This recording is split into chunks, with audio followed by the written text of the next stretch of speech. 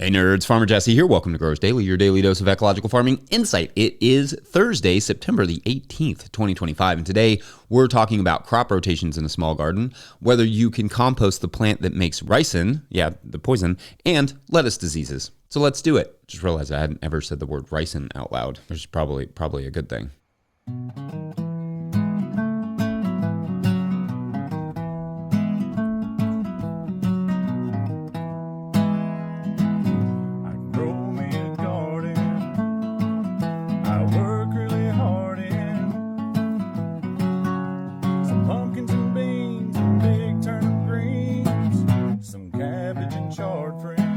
All right, how awesome is that theme song cover from @MoreJakeThanYou on YouTube, lyrics and all, and in fact, it goes on. It's a whole awesome song that we will play throughout the show today as well. All right, happy Thursday, everyone. I hope you all are doing well. I hope you all enjoyed that interview yesterday with Mikey Densham. Mikey and Kez are a huge inspiration. I love their work and hope you all got some good stuff out of that. It was not that long ago that I was interviewing people in Australia and abroad, and many of them were struggling with seed and tool access, but are all like, yeah, no worries now, we're good. So that's very cool to see. Also, the stuff he said in the third segment about what makes small farms profitable and productive was really fascinating. Anyway, go have a listen if you missed it. Yesterday, I got the last field lettuce of the year, I guess. I was going to say of the season, but that's pretty much it for the year. I got that into the ground along with some winter-killed cover crop. That'd be the last of that I'm probably going to sow for the winter-killed stuff. Starting in about 2 or so weeks, I'll probably start on that, winter hardy cover crop stuff. Also garlic. Kind of want to get that off the plate earlier rather than later this season. So early October is my goal, but we'll see if I can steal some time somewhere to get that done that early, because I've also got sweet potatoes to get out of the ground and a million other things. And also Champions League soccer started, so it's a lot. It's a lot right now. All right. Today we are going to take 3 questions from one Patreon member because the issues they are dealing with are quite interesting. Specifically, these questions come to us from Patreon member Mark Hare, who is in the Central Valley of Costa Rica, who says they are high altitude in zone 10 to 11A with no frost, but because of their altitude, they have spring all year type temperatures. So that can be quite difficult. I imagine if we had our spring that we had this year all year, it would be, I think we wouldn't be able to grow anything but water. They said they also have volcanic ash soils. And anyway, Mark asked a series of questions, some of which apply to strictly tropical climates and some that do not.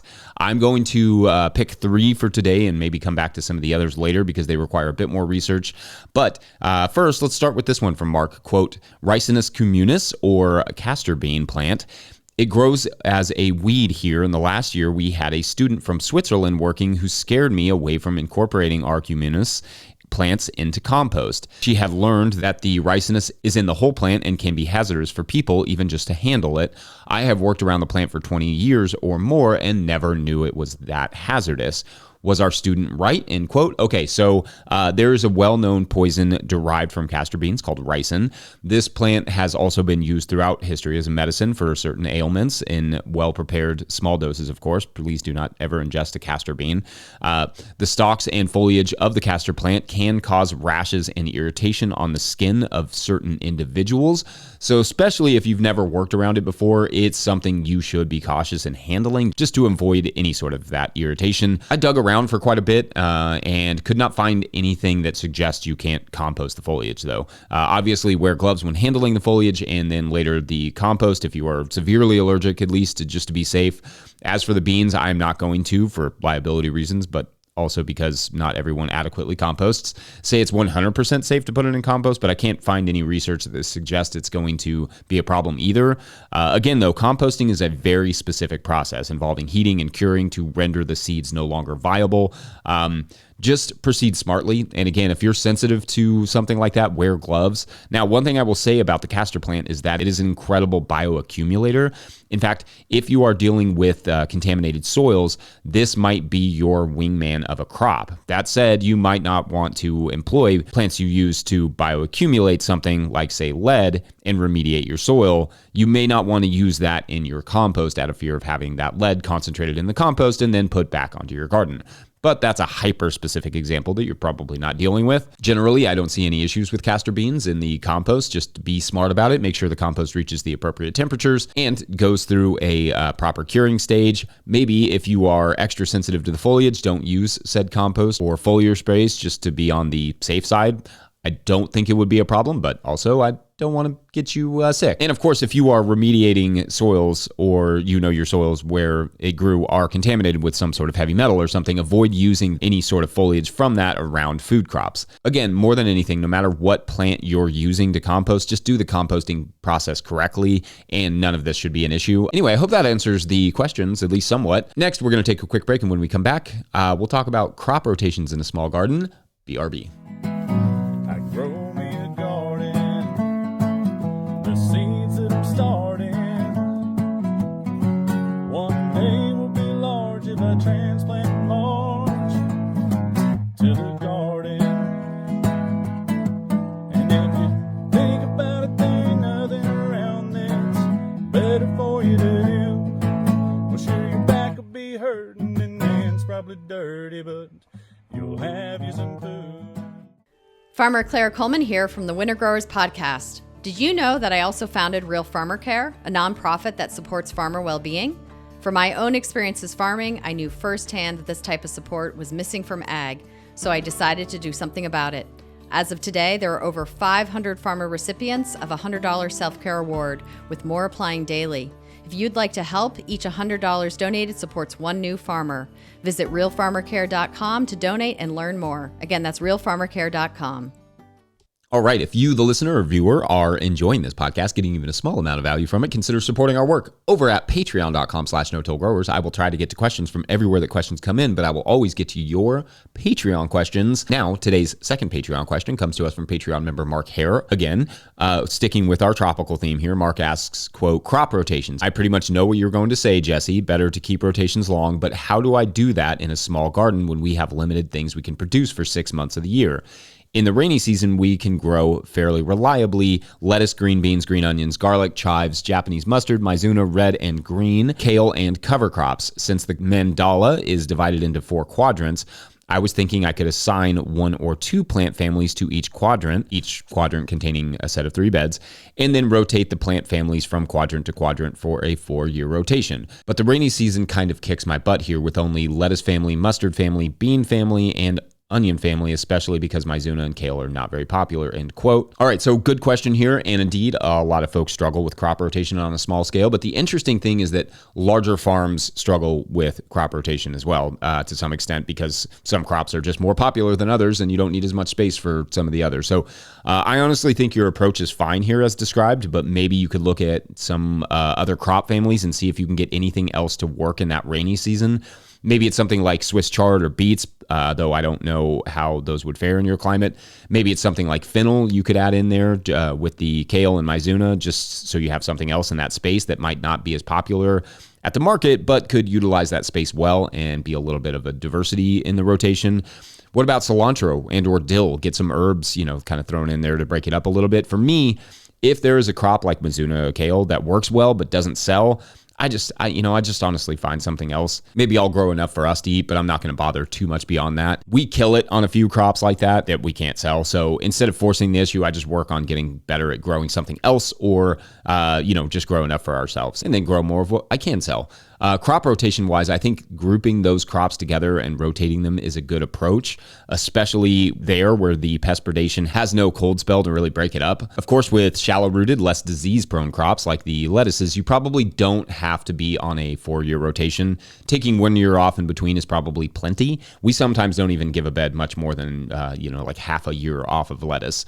So if that helps to get these rotations broken up a little bit more, then I would perhaps think about dividing it up with a little bit more lettuce. Now, of course, if things start to get too funky, as we will talk about in the next segment to employ my world-class segues, then I would break up that rotation a little bit more. Like if you're having a lot of, lettuce or whatever disease issues, then you're going to have to break that rotation up a little bit more. Your environment is just tricky with so much moisture and so little help from the cold.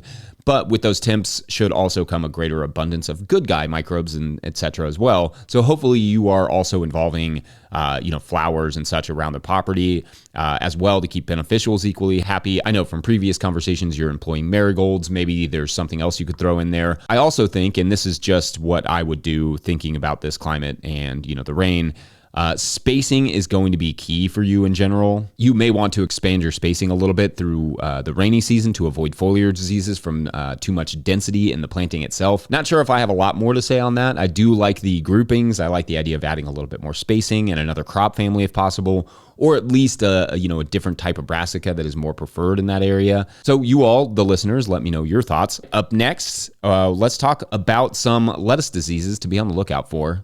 Be right back.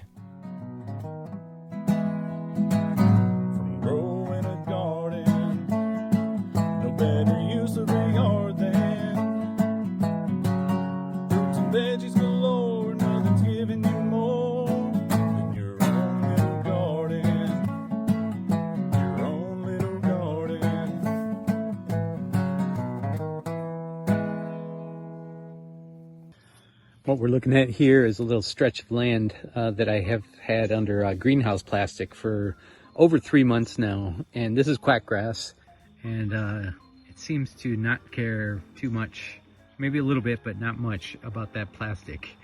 So it's true that perennial weeds are difficult to deal with solarization. Today's episode of the Growers Daily is brought to you by Farmhand. Farmhand is the virtual assistant built for farmers, helping CSAs scale sales, run error-free fulfillment, and deliver 5-star service. Whether you're at 100 members or 1,000, Farmhand helps you grow without burning out. You've heard us and our farmers right here on Growers Daily. Explore farmer wins and learn more at farmhand.partners/no-till. That's farmhand.partners/no-till. All right, back to the show. All right, we're taking our last question from Mark as we, here in the Northern Hemisphere at least, head into wishing we were in the tropics season. Anyway, Mark writes, quote, "In a bed of lettuce we planted 2 weeks ago, many of the plants are growing well, but several died.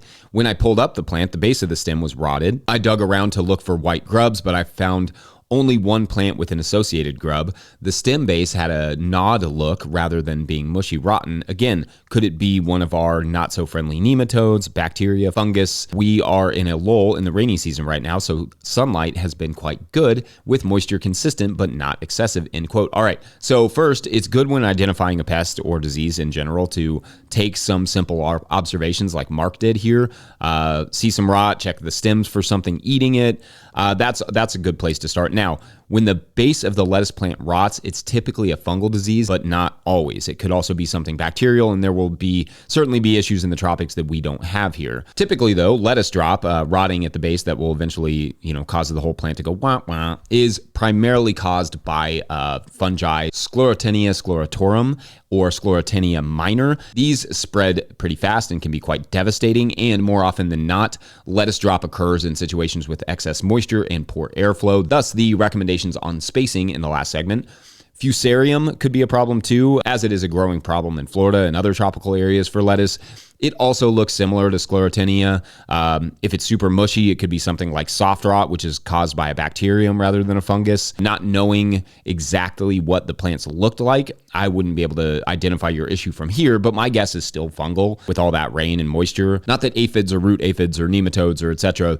Couldn't also kill the lettuce, but a quick root inspection should be helpful there to be able to tell you what's going on, and to only find one potential issue like that, with that grub. That makes me think it's probably something else. Easiest thing to do is just send a sample to whatever the equivalent of the ag extension service is there and see what they can tell you. That can then inform the treatment, or at least the cause.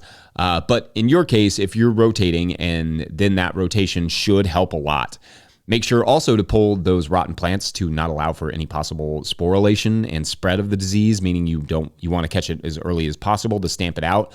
Anyway, not sure if I was helpful there, Mark. I definitely tried. I love this tropical stuff because we don't always get a lot of tropical questions, and I need to do more research for my fantasy citrus orchard that I would love to be at this winter. Otherwise, I think that's it for this Thursday, but before we go, we're going to get a quick word from our friends at Rimmel Greenhouse Systems.